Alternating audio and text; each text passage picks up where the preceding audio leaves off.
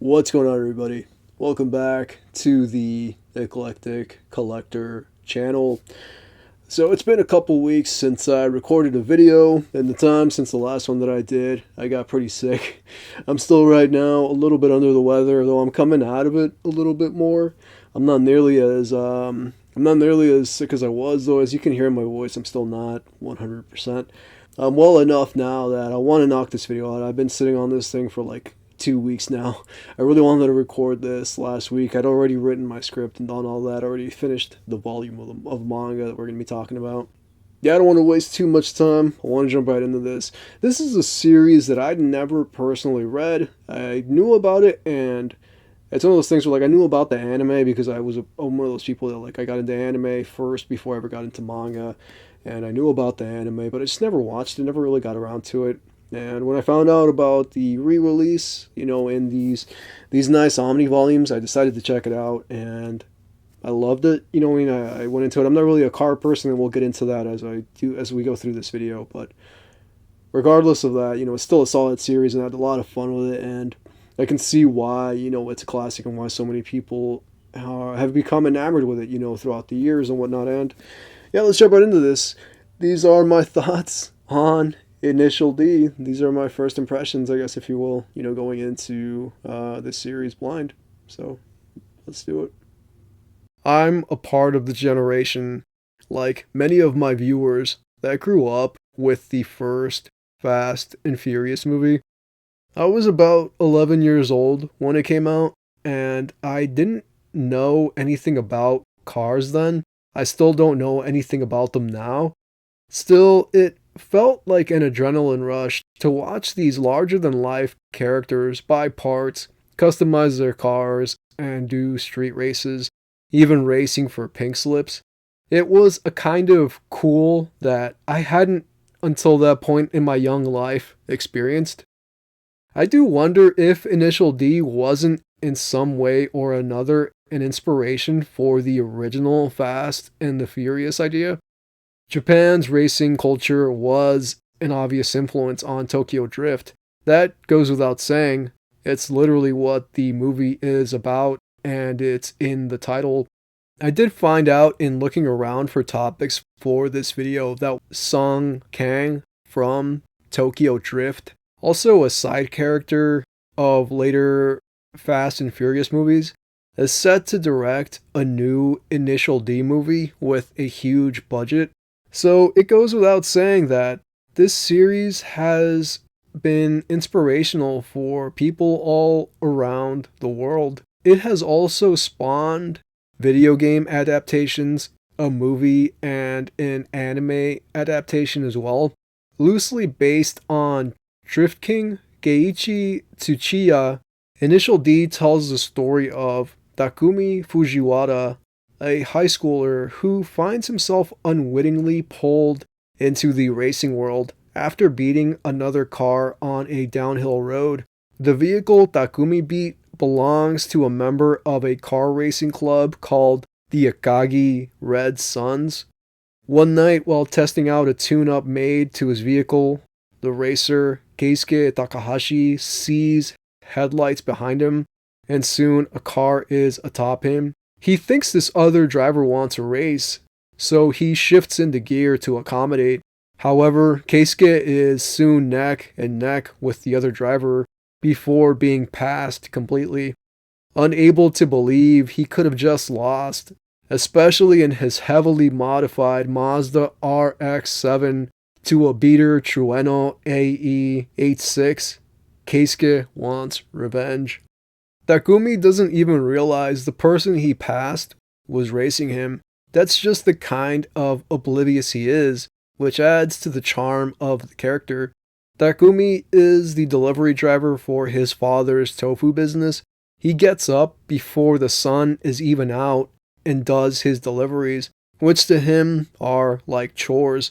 In this way of wanting to get his chores done and over with after the tofu deliveries are made, he goes down Mount Akina, not a real mountain in Japan, but based on one in the Gunma prefecture, as quickly as possible, even drifting the Trueno as hard as he can, almost hitting the guardrail He doesn't ever hit it though, because he's practically a professional at going down that mountainside. He's been doing it nonstop, night after night, for 5 years.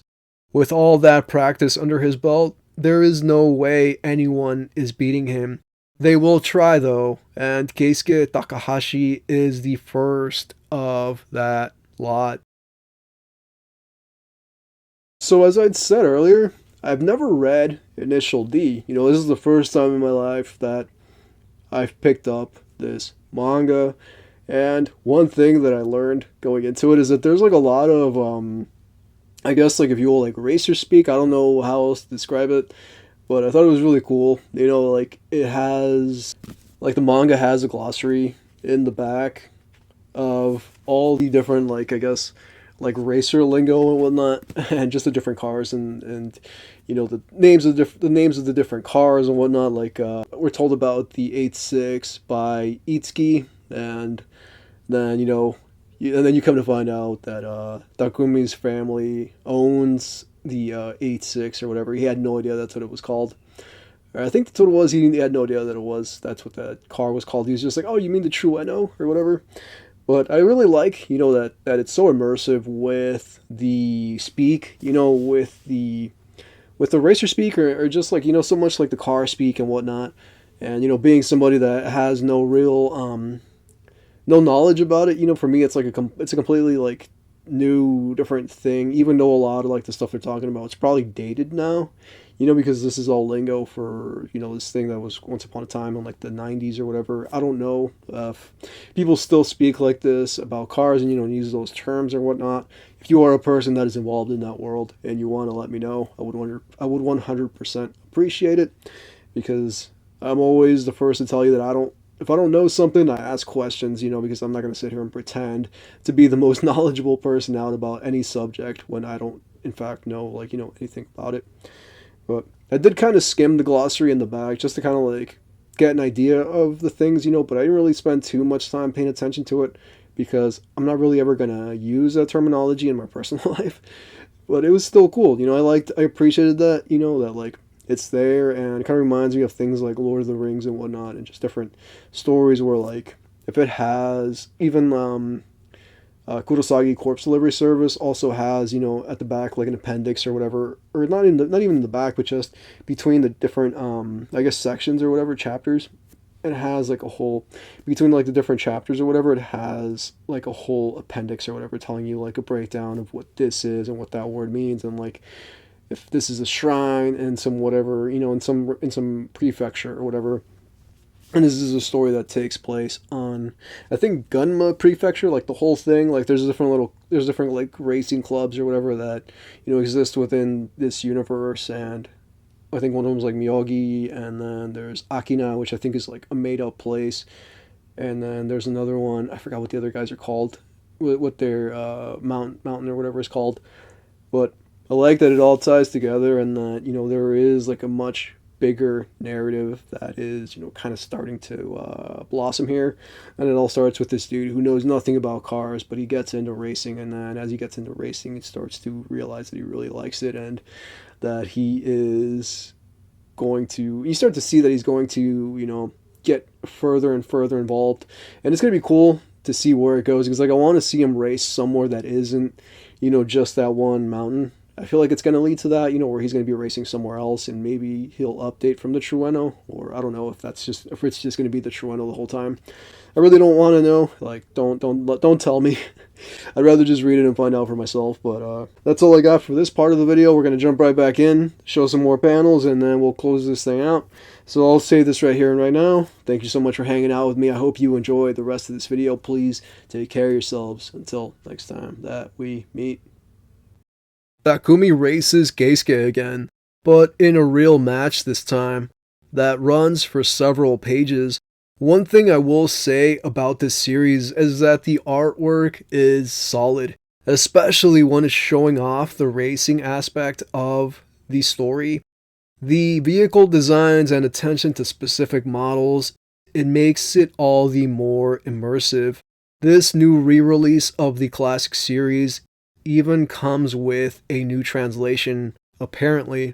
If I'm wrong there, feel free to correct me. Even the pages look a lot more pronounced than in the old edition. The shading seems fuller even. All the better to help us take this ride alongside Takumi, his childhood buddy Itsuki, and their senpai Iketani, as they veer headlong into burgeoning rivalries between their local car club, the Speed Stars, and the Red Suns from Mount Akagi, then later on the Myogi Night Kids. As someone who has no real interest in cars or racing, it was kind of an overload for me going into this series with all the different model types and the lingo. However, I feel like you are met with references and get to see the different cars enough throughout the first omnibus volume that it all begins to click and make sense. Even if it doesn't, as mentioned before, there is a glossary in the back to jog your memory. It was more or less the same deal for me going into Frank Herbert's Dune. I've been listening to the audiobook, and at first it was honestly an information overload. But now that I'm halfway through, it all kind of clicks, and I get what the Lisan al-Gaib and Kwisatz Haderach mean. It's the same deal for Initial D. Besides, with the incredible artwork, even as a non-fast car enthusiast, I came out loving this series. There is a romance subplot that doesn't really go anywhere this first part, but may later on. The characters are great fun and play their parts well. It feels like a film. The way it all happens, it could easily have been made into a movie instead of a manga. Bunta Fujiwara, Takumi's dad, unwittingly built his son up to be one hell of a driver, drifting corners and blazing down Mount Akina in the four-wheel drive Shueno AE86 like it's a calm stroll in the park. That is, however, because part of Takumi's training involved a cup with water that had to sit in the cup holder while he drove without spilling a single droplet.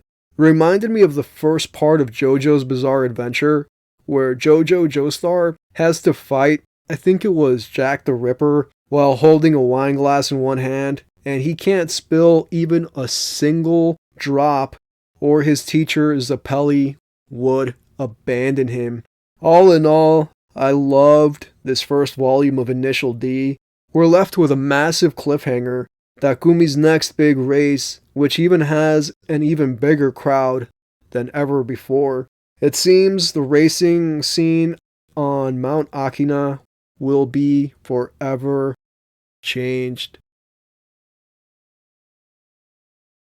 Yo, it's himself, the shadow in his clique, aka Sleep Allah. Take you on a mental and live one day, y'all. Sheets, y'all. Guns, y'all. Yo, who got the guns, who got the coke? Hustling them through like big punch cholesterol before he croak. Rest in peace, but I bless in peace and live to one day laying shoots. Rap over beats and tell wild stories, the mythology mystery. Choke on your own misery, fuck them, we're the wild bunch. Yo, I asked him if they spike a punch. This shit made me lose my lunch. Bro grabbed the rocket, I said chill before he cocked it.